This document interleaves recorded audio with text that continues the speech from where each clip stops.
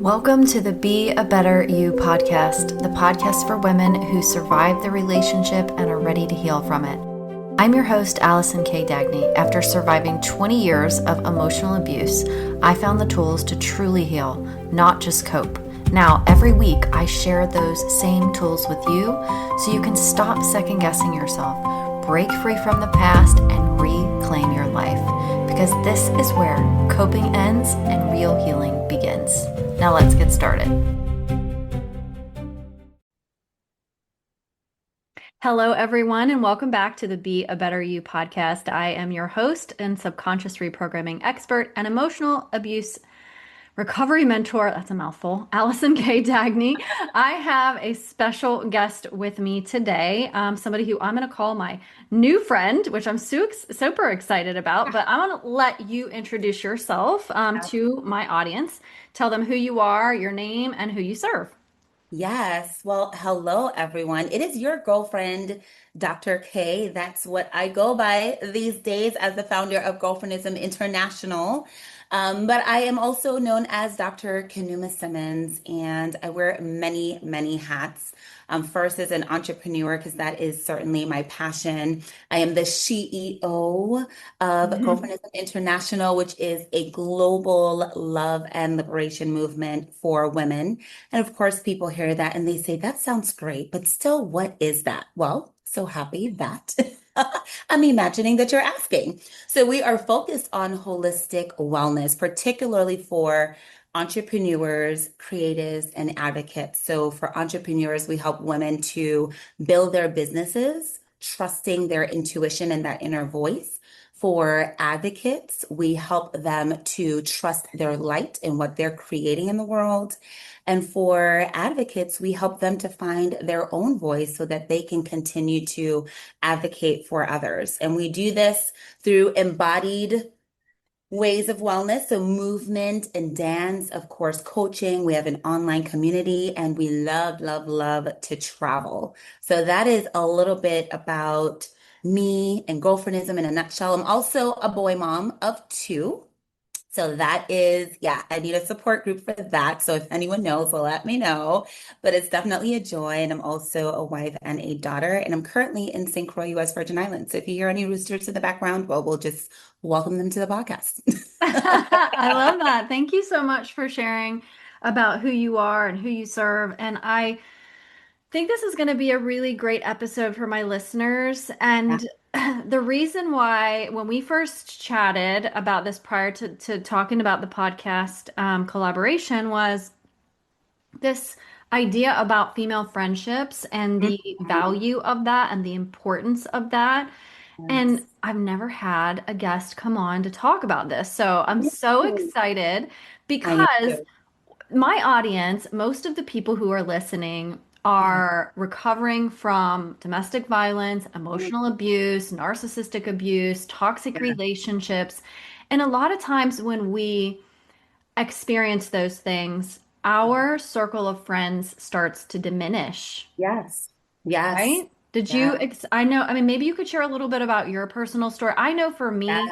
it definitely, my circle got smaller, which was tough, Mm, but during the healing stage, obviously it expanded a little bit more. right. But it's so important to have people who care about you, who you can lean on, who can support you in any way that you can get it. So maybe just share a little bit about your personal story if you don't mind. Yeah, I don't mind at all. It's my pleasure. So I actually think that my history with domestic violence and sexual assault has led me to girlfriendism in many ways as well. So I'm also a survivor, and I'm also an advocate, right? So I have survived an 8-year marriage that was abusive, physically, sexually, emotionally, psychologically, the whole nine, financially, right? All of those different forms of abuse that we think about, especially on the advocacy side, when we talk about what is domestic violence, and we usually pull out this power and control wheel and all of the different ways in which,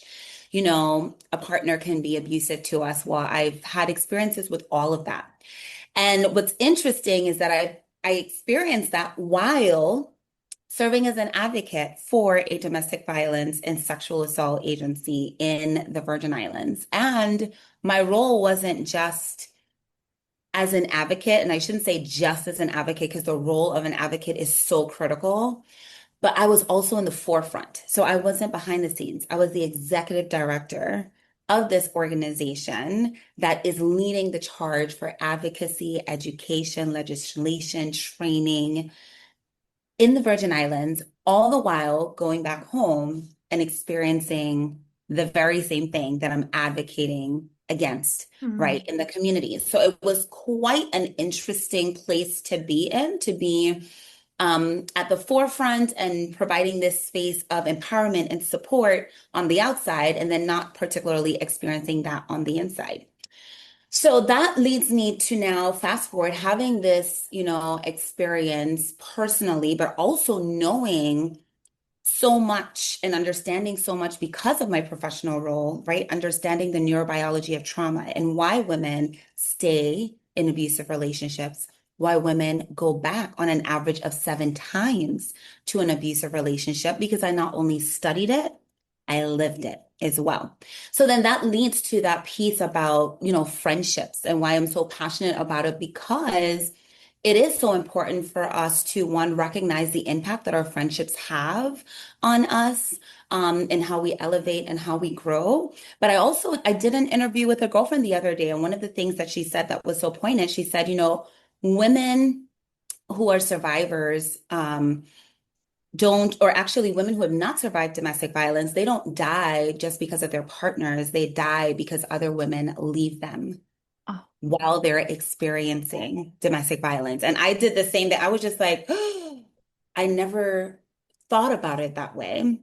But it's so true. We find that our circles diminish. And in fact, that's one of the tactics that abusers use. So sometimes our friends on the outside are like, well, don't you leave?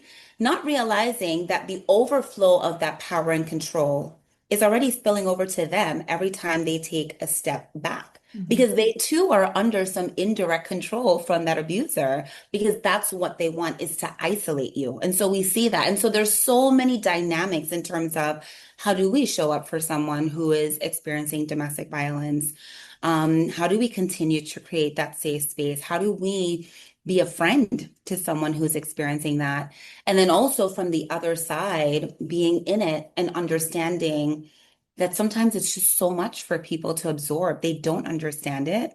And so they do distance themselves, right? Which is one of those reasons too, why it's also difficult when people ask, well, why don't women leave and start over? Well, because they're literally having to start over sometimes without any of the friends, the family, or the support systems that they had before they were in an abusive relationship. So we're asking of a lot. So there's so much context there to cover, Yeah. but I think friendship is really it's a protective factor for women when they have a strong support circle. And when I say support circle, we all have different kinds of girlfriends, right? So there's that girlfriend who's like, girl, I'll come and slash his tires. We're going to pull you out in the middle of the night. We're going to get you to safety.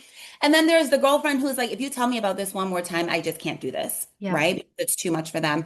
And then there are those girlfriends who are like, let me sit with you. Let's talk through it. What is it that you need? And it's a blessing when we can have those girlfriends who really hold space for us to feel safe, because they tend to be with us along the journey and help us to see ourselves or remind us of our own power when we're too drowned in abuse to see it ourselves.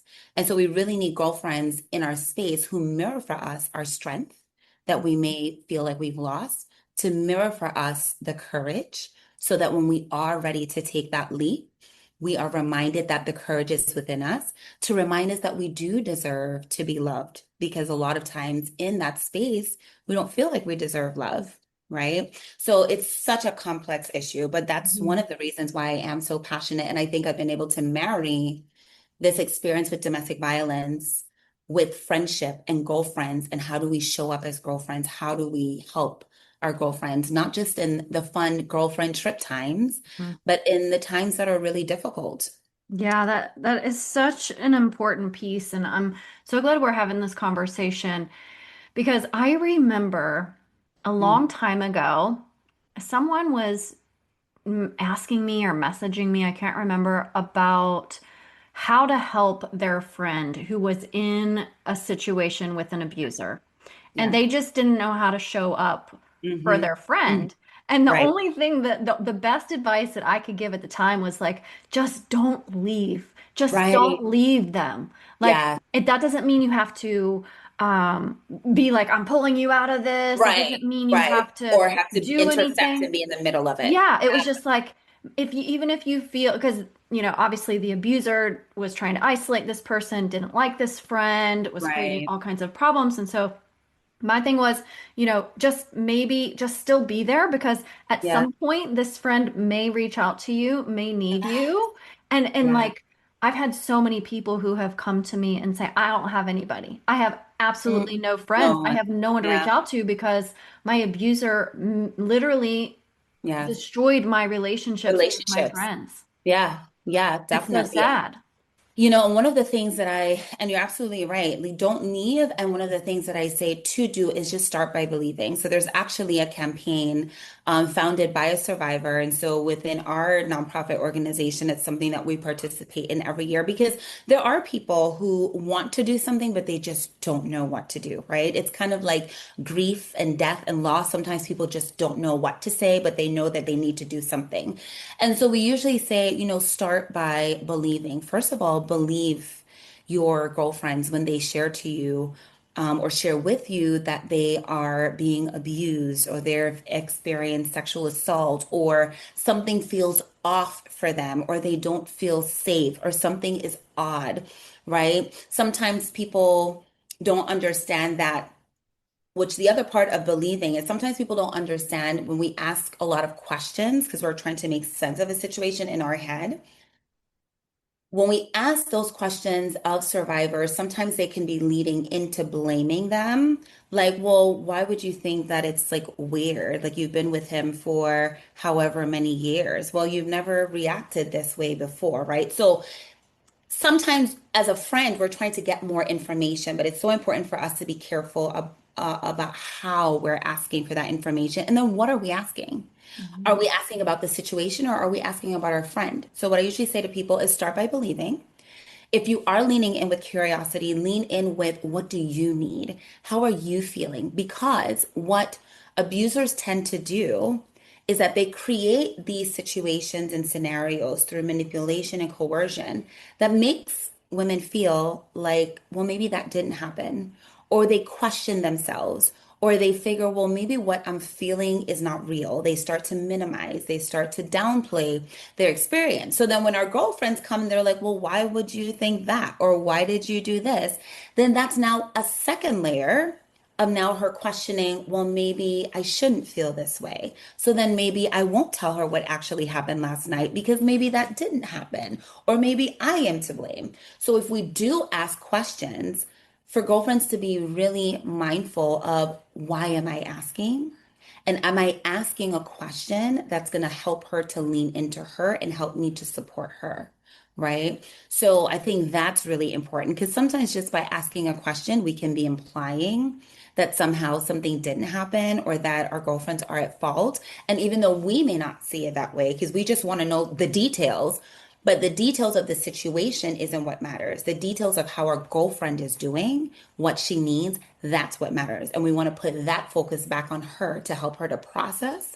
And then, of course, to be there for her. So you're absolutely right about that. That is such a great approach to take because Hmm. sometimes, like you said, it does very much remind me of like if someone passes away and you're like, oh, I don't know how to, I know I Yeah. need to do something, I don't know how to support, I don't know how to help. But leaning in with curiosity, so just as a recap of some of the things that you said, was Yeah. like, what do you need? Or how are you feeling? Or how did that make Right. you feel? And the thing that Yeah. I've learned from being a coach, and you probably know this too, is a lot of Mhm. times those kind of questions get people to get to their own conclusions versus Yeah. you saying, oh, Yeah. he's abusing you, or oh, this is bad, right? Yeah. Like if you ask the questions, tell me more.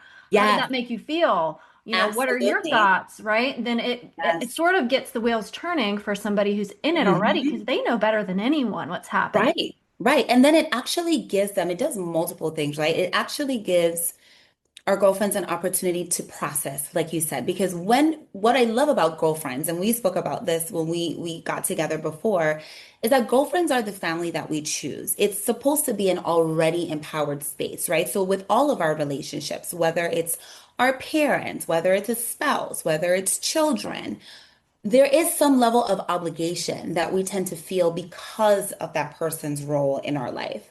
But our girlfriends, that's a space where I choose you just because of who you are, not because of your credentials, not because we went up in front of, a temple or a church and we made this vow forever, not because, I'm trying to be your favorite child, just because I love you. And Mhm. that's why it's a love and liberation movement. I choose you as my girlfriend because I love you. So when we are offering a space to our girlfriends to lean in with that curiosity, to ask the questions, right? And ask the questions that help her, like you said, to really process, she's actually in a safe space where she can do that. So she may not be able to process if her parents are asking her because that's loaded with background childhood experiences. She can't really be safe and process what's happening probably with her own spouse because the spouse may actually be the abuser, right? So we actually create a safe space where she can actually have this space to process. Now, the other thing is from both perspectives, this is one of the reasons why we never tell a survivor to just leave. Why? Well, from a professional standpoint, we know that it increases the risk of danger for that person because the abuser is going to recognize certain behaviors and then that's when the behaviors heighten. So we never want on a professional perspective to say that, but then also as a girlfriend, we don't want to take that empowerment away from her. We want that when our girlfriends are in situations that are unhealthy or unsafe, that they get to decide when they want to take that step. And so our job is to help to again mirror their strength, their courage, all of those positive qualities that make them fully capable of making the decision. And what sometimes people don't understand, especially when children are involved, it becomes so much more complex. When finances are involved, it becomes so much more complex, right? And so, as a supportive girlfriend, we have to recognize that even in holding space, even in mirroring, even in supporting, that girlfriend may still decide to stay because it may be the safest thing that she can do in that moment. So it's much like business where we plant seeds, right? I don't start a business today expecting to make $1 million tomorrow. It's a process where I'm planting seeds, I'm building my customer base, I'm getting out there, I'm gaining awareness. And sometimes it takes 5 years, sometimes it takes a decade for a business to fully mature. When someone is in an abusive relationship, it's very much the same because at one point they actually love that person and actually they may still love that person. So the other thing I would say is for girlfriends to be able to separate when their loved one is in an abusive relationship, they may not be leaving because they are having to cognitively decipher between the person and the behavior. So I know for me, I stayed a lot longer, one, because of my children. I didn't want my children to grow up without a dad, right? And at some point, it got to the place where that violence spilled over to my children. And I realized that it was more of a risk for me to stay just in the hopes of their father being around than it was for us to actually leave and have a healthy household, which we do now. So thank goodness for that. But also, I kept saying to myself, well, if you would just stop the abuse, then there will be the person that I loved. And so that's very difficult for survivors. And I usually give this example. I know I'm talking so much, but I'm so passionate about this. So we're going to get to all of it, right? But one of the other things I say to people is imagine there's so many girlfriends that I talk to, right? When they're on the judgmental side, well, why does she leave? I can't deal with this. And I say, do you work for yourself or do you work for someone else? And sometimes they'll say, oh, well, I have my job that I've been in for about 15, 20 years. And I'll say, well, have you always loved that job? Oh, no, I can't stand it. I'm counting down for retirement, right? I can't wait for the next 10 years. So I said, you're going to live. So you already live 15 to 20 years, right, in some kind of misery because you don't even like your job. And now you're actually wanting to stay another 10 years of misery because you want some sense of security. And you don't even love your employer. So you want a survivor who actually loves this person, who may have started to build a life with this person, made other humans with this person, you want them to just get up and leave. But yet you're staying in a job for 30 years that you don't even like and you don't even love the people that you work with. So Right. imagine how difficult it is for a survivor to balance all of the roles, the expectations, and the emotions. So Hmm. being able to put that in perspective. Wow. Yeah, and that's so true. There's so many nuanced things that people who've not been in an emotionally abusive, physically abusive, any sort of coercive control power dynamics with a partner Mhm. just don't understand. So this opens Yeah. that up for the conversation for Mhm. that. The other flip side to the coin Mhm. is because I know I've got people listening who are like, I don't have any friends. Like, how do I find these people? So, where do you Yes. start? Like, let's Yeah. support those people who are like, okay, like I've Yes. isolated a lot of my friends. My friends don't want to talk to me anymore. They have all abandoned me or whatever. So, like, let's say they get out of the emotionally abusive relationship. They're no Yeah. longer with their abuser anymore, but they're still feeling very lonely because they don't have the support. They Mhm. don't have friends. Like where would you say, let's start here? Yeah, absolutely. I would say start with your interest, right? On for two reasons. One, again, when in an abusive relationship, we can lose ourselves so much that we don't even know what we like anymore. We don't know what we like. We don't know what we don't like. We don't know what our interest is. So sitting with self and just saying, what do I like to do? And if that's a hard question to answer, because maybe, if you're in an abusive relationship still and it's hard to gain perspective, what was I doing the last time that I didn't feel this way? What was I doing the last time that I smiled? What was I doing the last time that I laughed? What was I doing the last time I felt free? Right? And what are those interests that bring about those emotions? For me, it's dance. That's like my default. And it's actually something that I have continued to weave into everything that I do because I realized that I survived my experience because I danced the entire way. So even if it was for an hour, I always had something to look forward to where I was fully embodied. I wasn't thinking about my situation and I was doing something that actually helped to align my mind, body, and my soul, right? So for me, it's dance. For someone else, it may be sports, it may be art. Figure out what is your interest. Then once you figure that out, that now helps you to kind of unlock within what makes you smile, that spark. So you do that for yourself.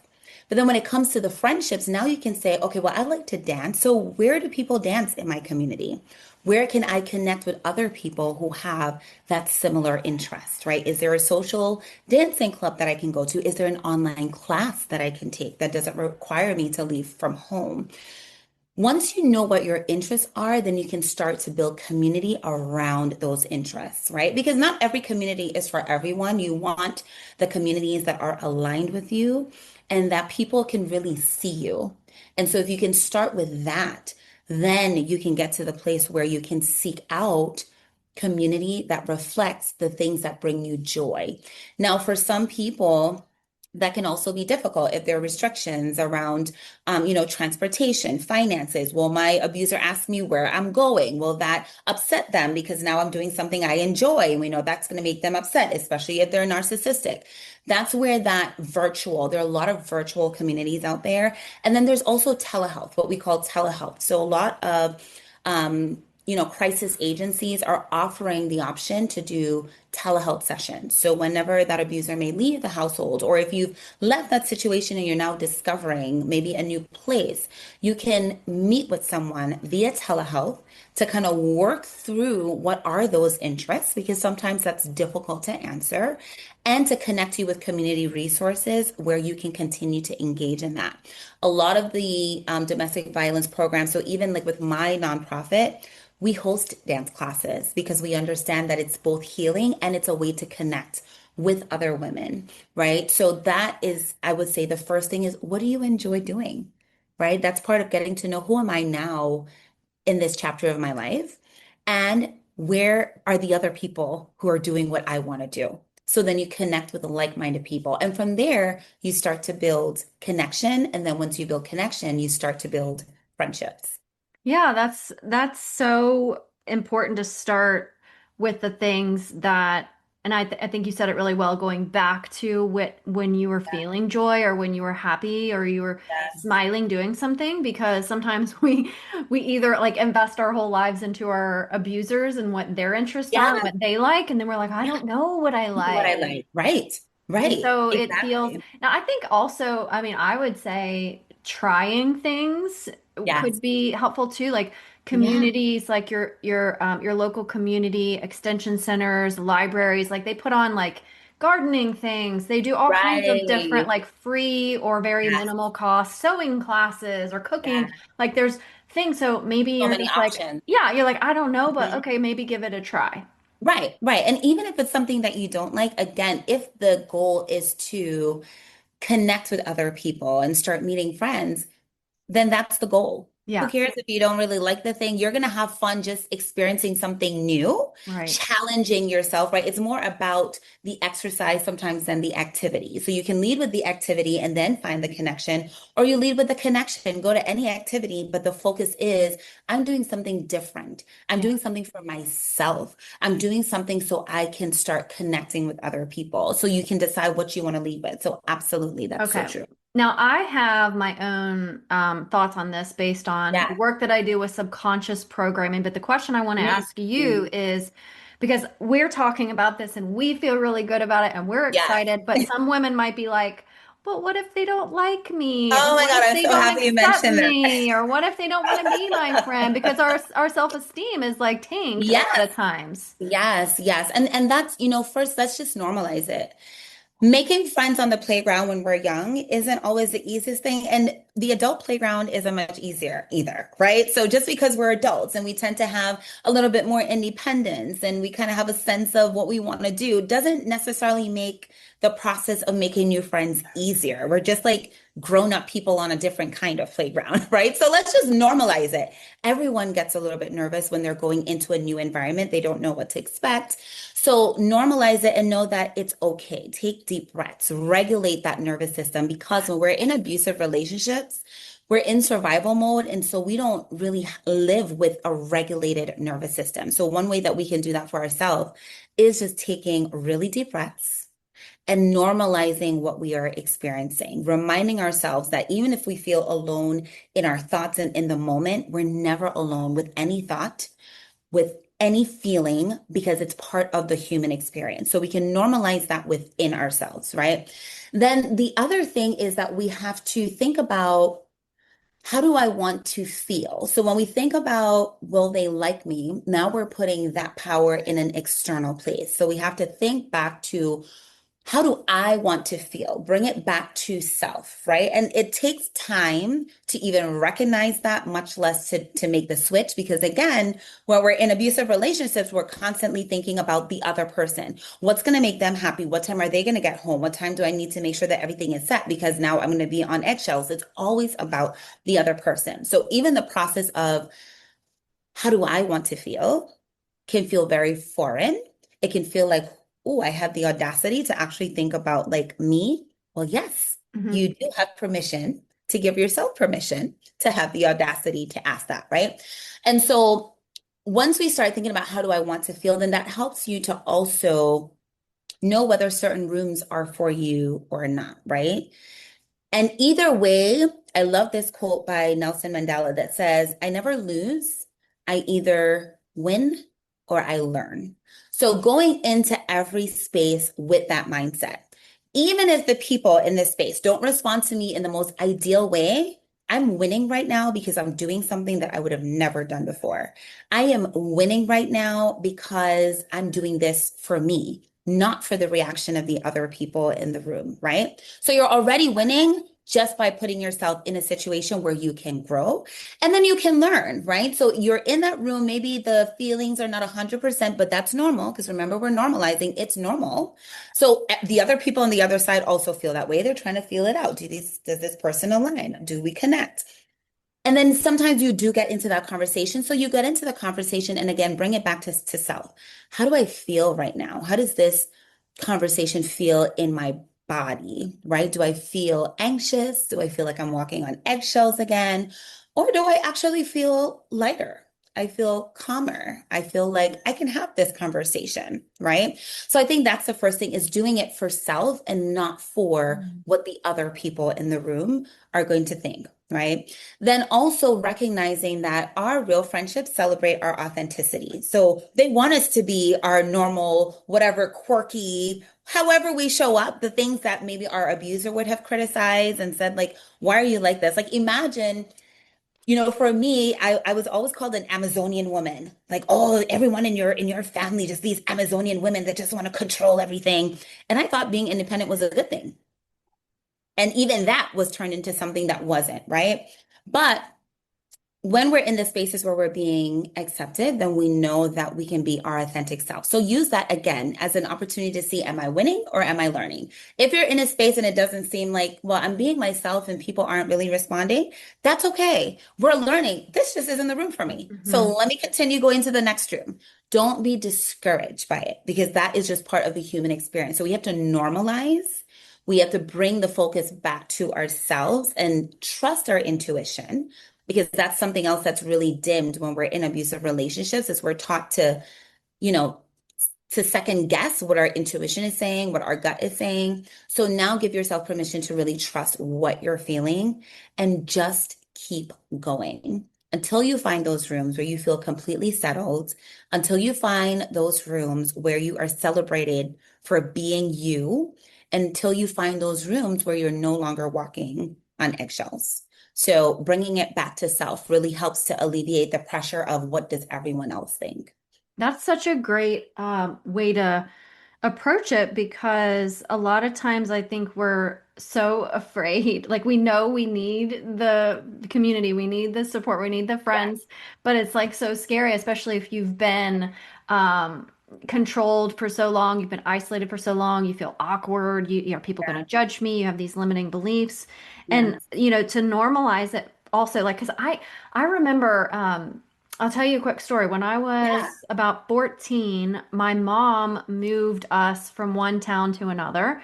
Hmm. And it was in the middle of my freshman year of high school. And I went from a very small school to a very large school, like three times the Hmm. size. Ooh. And when I went in for the very first day of school, in the middle of my freshman year of high school, one of the, older girls, like a junior or a senior, walked me through to show me my classes and then basically Yes. was like, bye.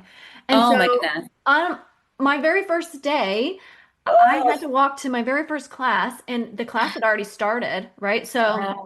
the door was shut. I remember it was like down in what they called the dungeon because it was like in the lower parts of the school. Mm.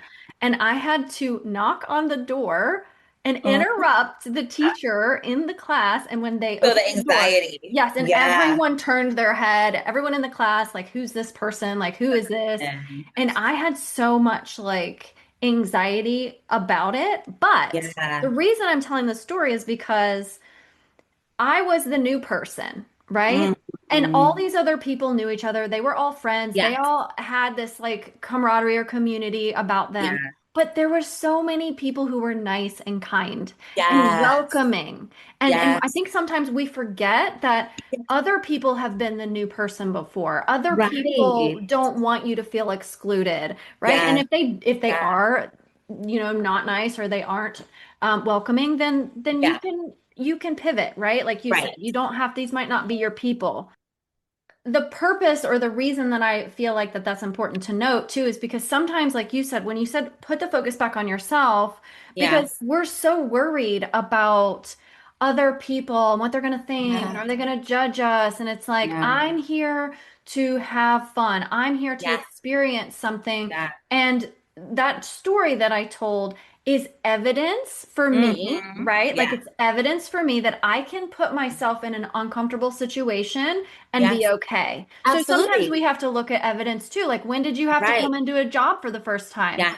When did Yeah. you have to enter a Yeah. classroom for the first time? When did you have to Right. meet new people in college or Right. something like that and find that Or when evidence? was the last time I felt anxious and how did I overcome it? Yes. And let's just affirm, like for anyone who is surviving an abusive situation or has survived, you've already survived like one of the most difficult things, right? So I tell myself that whenever I'm experiencing something new and I get nervous, I'm like, girl, you've already survived domestic violence, you Yes. survived sexual violence, like girl, like You've gone through the worst that there is to experience. So like, what are you worried about? This is gonna be a piece of Right. cake.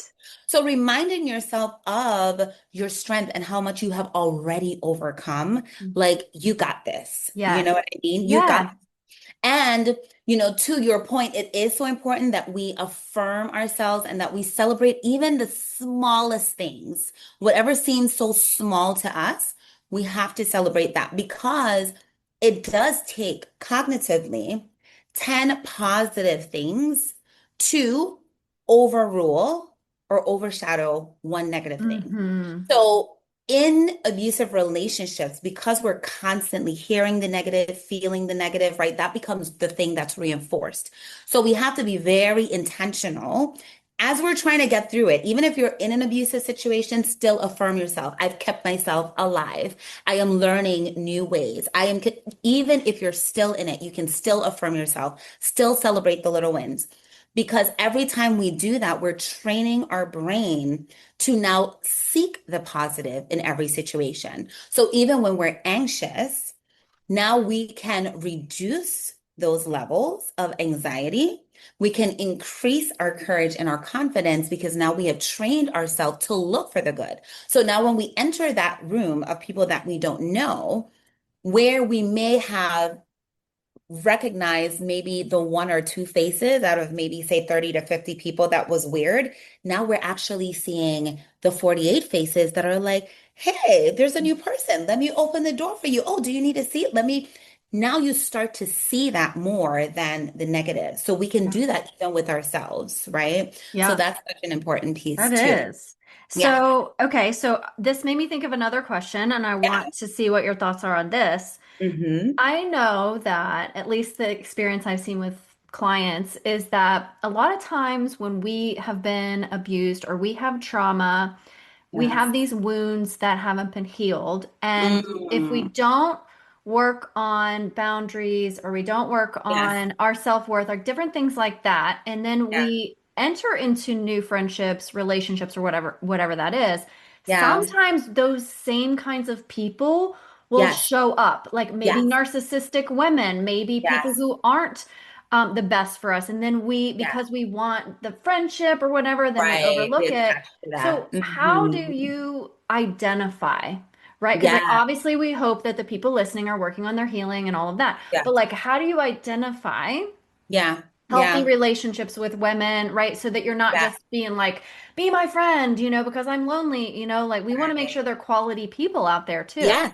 Yes. Yes. And and the quality people will accept you just as you are. So we don't have to perform for that. Right. So it comes back to self and the body.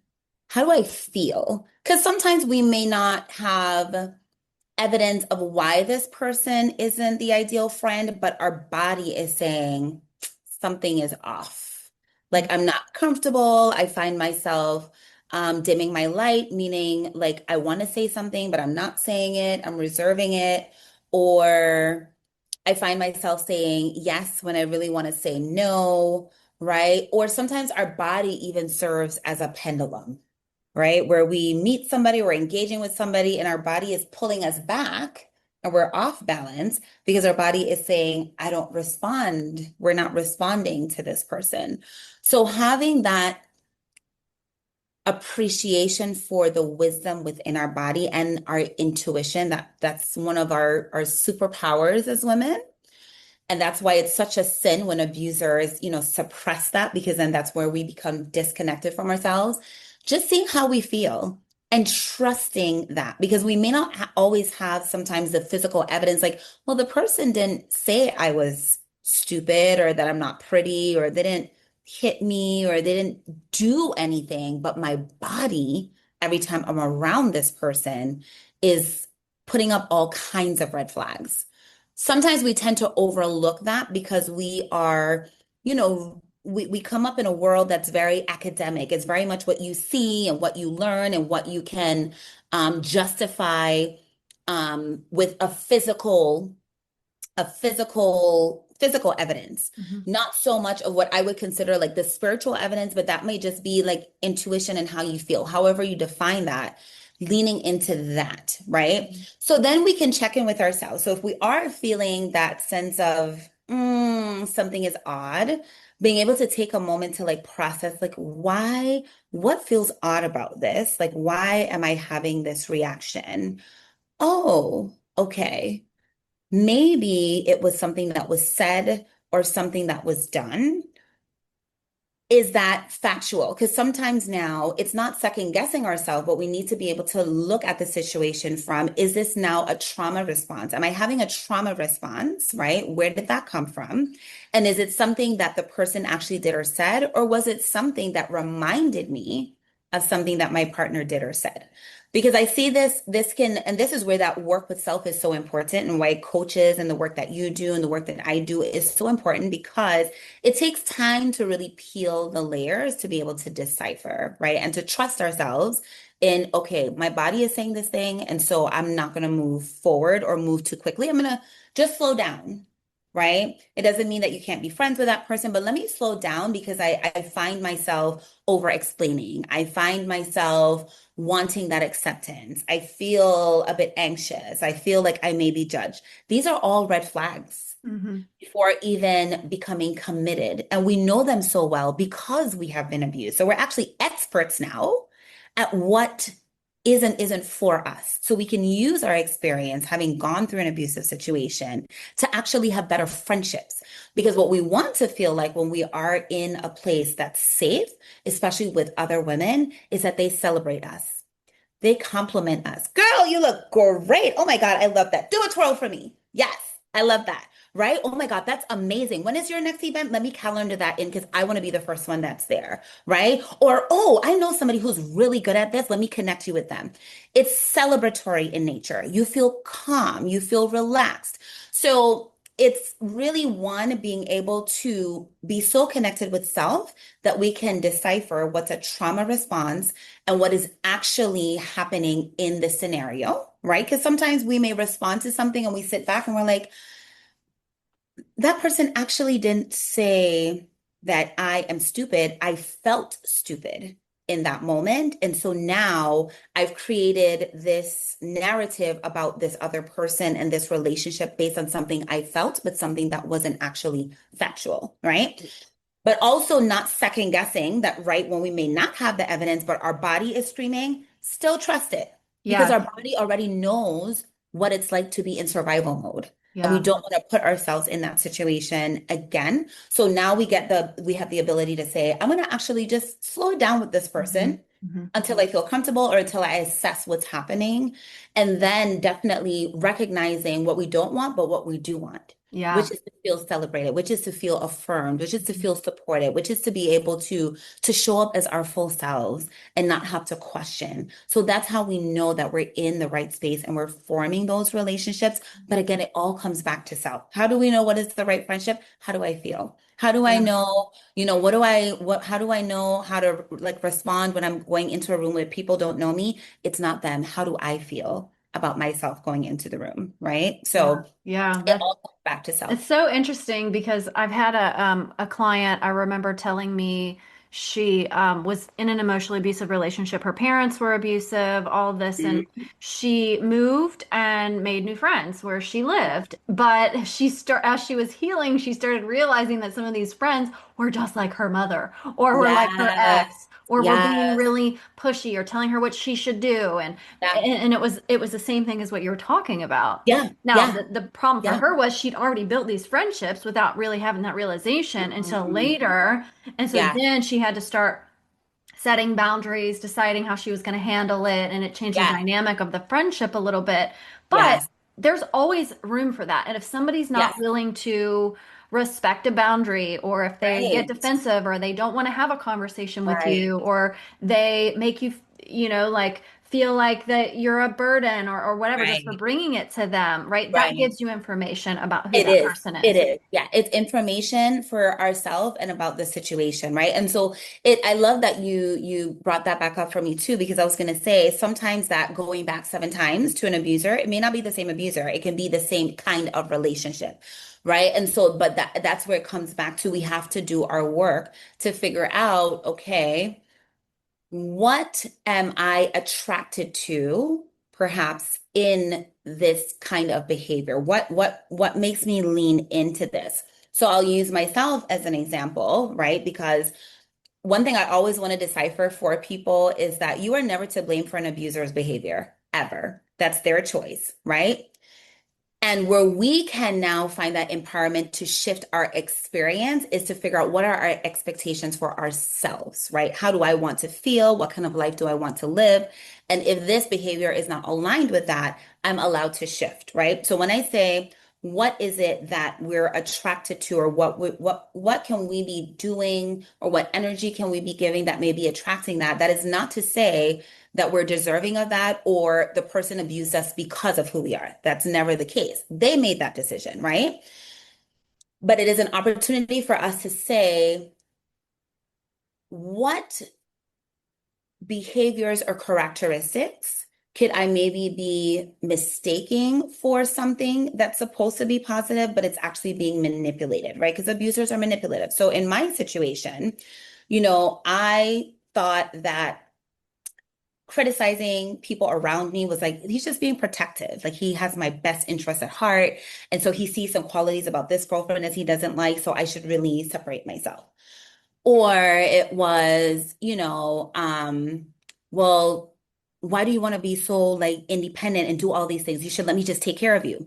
I thought as, oh, he wants to be a provider. He wants to protect me. So maybe I should just kind of like not do so much. I don't need to make as much money because then he'll be able to, take care of it because abusers are very manipulative. So they use things that, yeah, you should want to be free. You should be in a situation or in a relationship where you are protected and provided for, but not for the purpose of dimming your light. So what I had to recognize is I had this great need to feel safe. And that was actually tied to some childhood stuff that I experienced.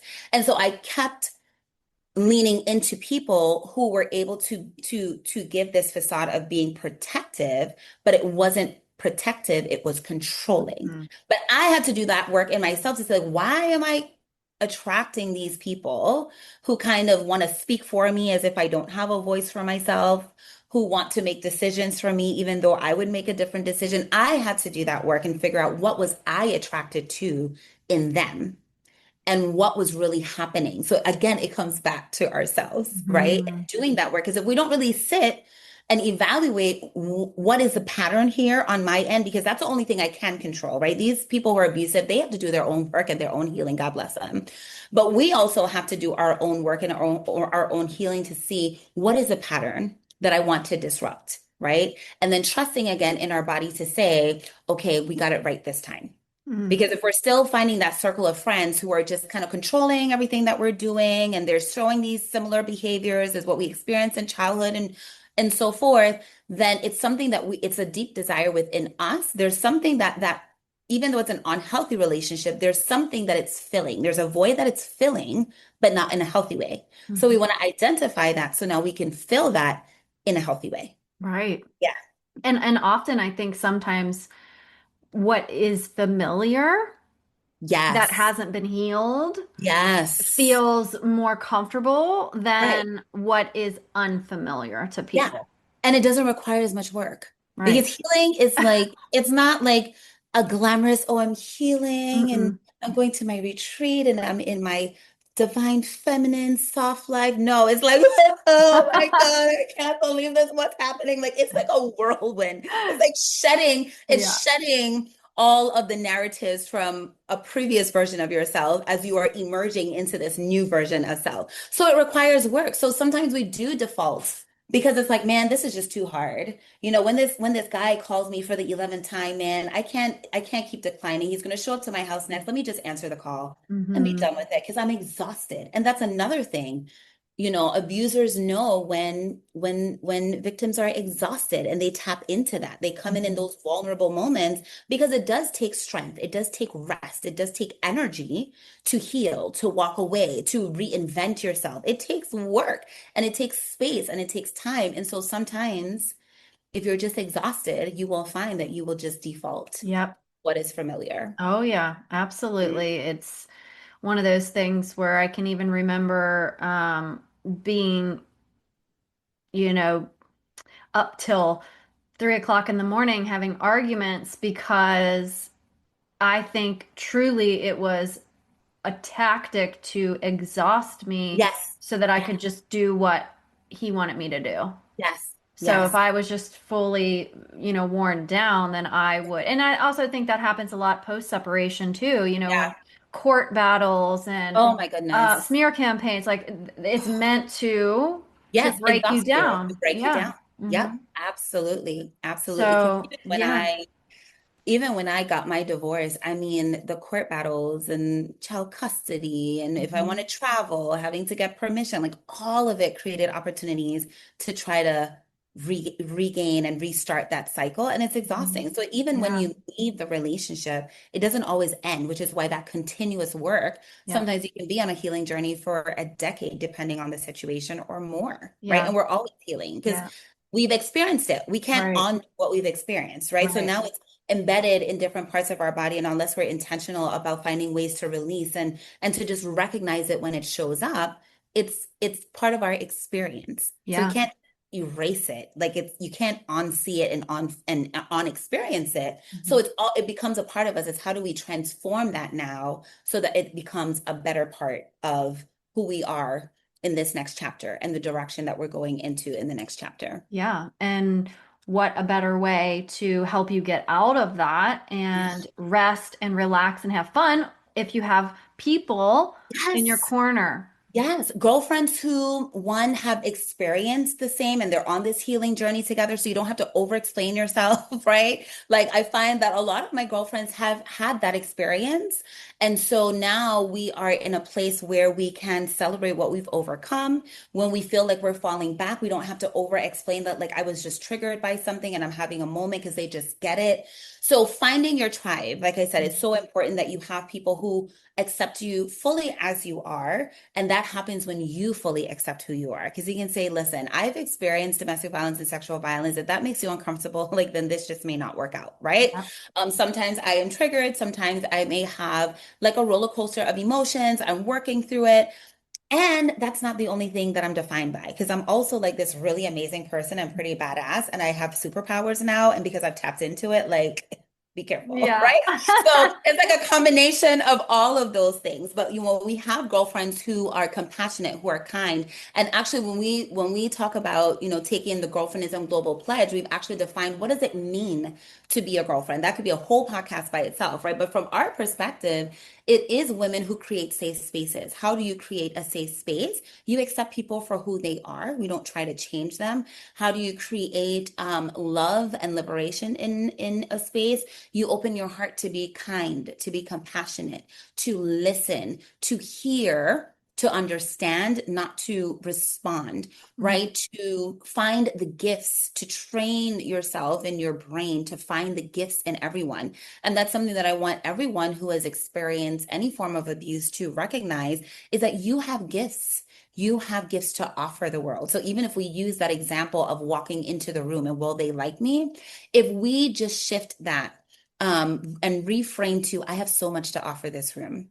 I have so much experience. I've overcome so much. I have so much Mhm. that I can also pour into this room. So even though they may not know me yet, I'm going to walk in knowing that I am enough just by myself.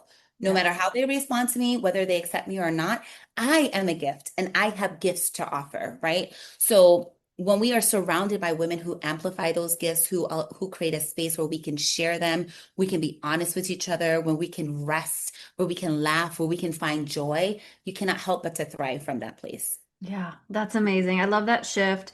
I've often talked to clients about this when they worry, like, are they gonna like me? I'm like, Mhm. aren't you wondering if you're gonna like them? Like that. Right. Exactly. So true. Because when I walk into a Shifting, room, right? I'm like, I don't know, I Yes. have to see if I'm gonna like these people. Because I already have built that level of Yes. self-worth. And I, like you, I Yes. know what I have to offer. I know that I Yes. have gifts. I know that I have a lot to bring. Yes. So it's not like I'm being super skeptical, but it's like, Right. I'm not concerned if they're gonna like me. I'm not Yes. like, because if they Right. don't like me, they don't You're like not me. defined by it. You're not Right. defined by it. Yeah. Right. Yeah. Exactly. Amazing. That's so Okay. important. All right. So, was there anything that I didn't ask you about that you want to share with my audience that you feel like would be important for them to know? Oh man, let me see. I did write some notes. Let me see. Mm, I think we covered so much. It was We really, did really, really well. Um, or maybe one little nugget or, yeah, I have just maybe one little nugget. Like I had like some closing notes that I could definitely share. So yeah, yeah. you want to so I just wanted to say because it's I know when we talk about friendships and girlfriends, we often think about, people who may feel isolated, right? Those people who will say, well, I don't have anybody in my circle. I look at my contact list and I really don't have a person that when I'm having a hard time that I can call on. And so to them, I would just want to say, like anyone who feels isolated, just knowing that if emotional abuse, right, or that feeling of like I'm too difficult to love, Mm. understanding that that's not your truth, right? That's not your truth. You are worthy of being loved. You are worthy of being supported, and your tribe is out there. There is someone for everyone, right? And understand that you don't have to be perfect to receive that because perfect doesn't even exist, right? Hmm. So take off the pressure to have to show up a certain way or to have to perform for love. The people who are for you are going to love you just the way that you are, and you are already deserving of love. That is your birthright, right? And you begin to form those genuine friendships when you're able to, allow yourself to just feel safe within your own body, right? And to know that you're deserving of love and that you are deserving of the friendship and to know that it is possible. As we start to feel that within ourselves, then we can start to create the energy around that, around us, so we can now attract what we truly, truly deserve, right? So just start with the small things. Just start with one safe conversation. Even if it's just listening to this podcast about the possibility of finding your tribe, you're already on your path, right? You just start with the little things because the little things build into the larger things.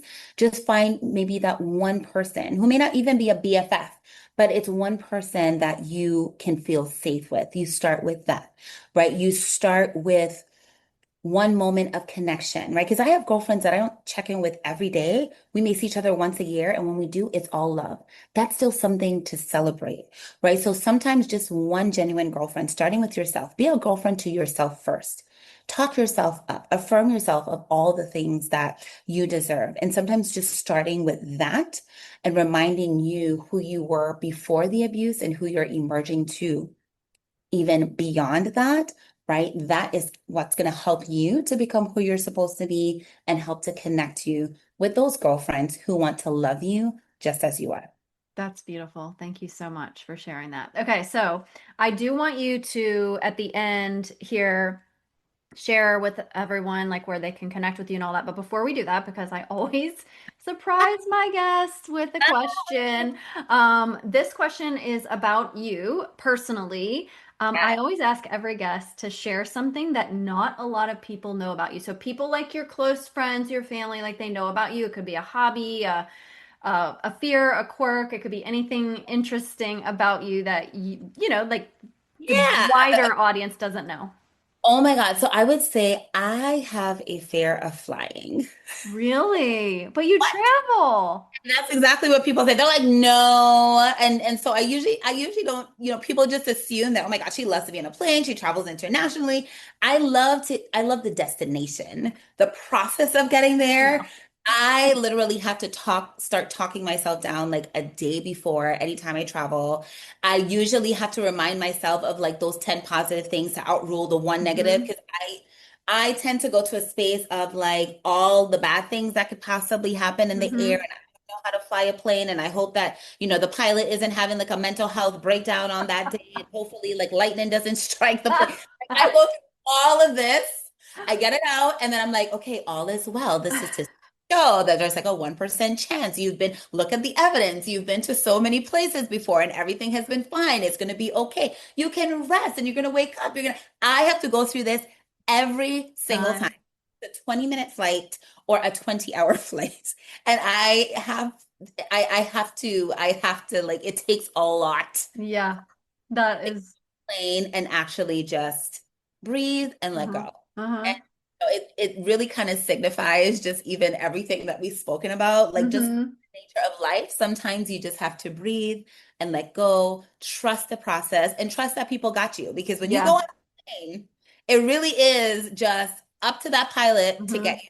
And That's so right. even when we talk about friendships and we're like, I've never found somebody that I couldn't trust, honey. If you had traveled somewhere on a train and you didn't know the conductor, if you traveled in an Uber and you didn't know the driver, if you traveled on a plane and you didn't know the pilot, yes, you have trusted someone. And we trust Yes. today. And thank God for them. They do what they're supposed to do and be good humans. So there are good Yep. humans out there because we're here to testify to it. So that is something that most people do not know about me, but now they know.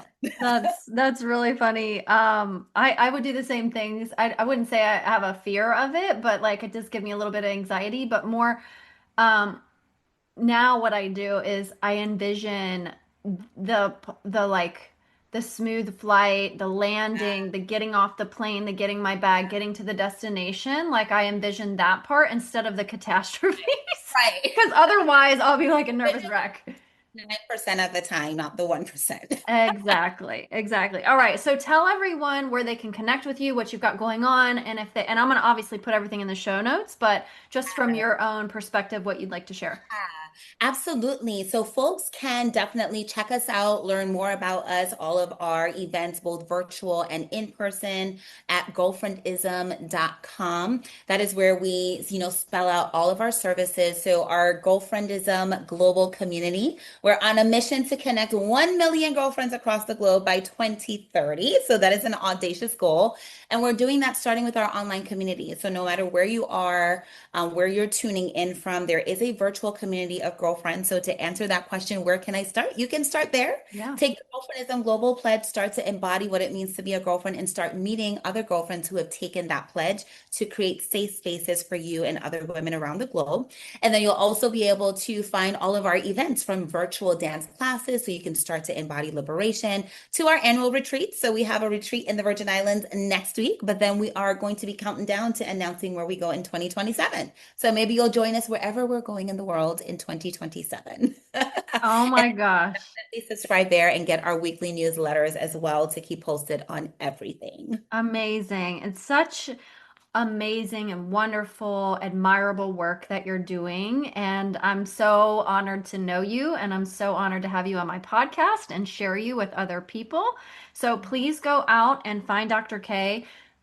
Grab the links in my show notes. Go check out girlfriendism.com. See what's right for you. If you need support and community, it's right there. It's right there for you. It's available. Thank you so much for trusting me to speak to your audience, because we're light workers and healers and doing this work. And so we can, also be very protective of our guests for rightful reasons. So thank you for trusting me, to just share my experience, to share wisdom, and just hopefully it'll inspire someone to find the light that's already within. Amazing. Thank you, everyone, for listening and tuning in, and we will talk to you next week. Bye.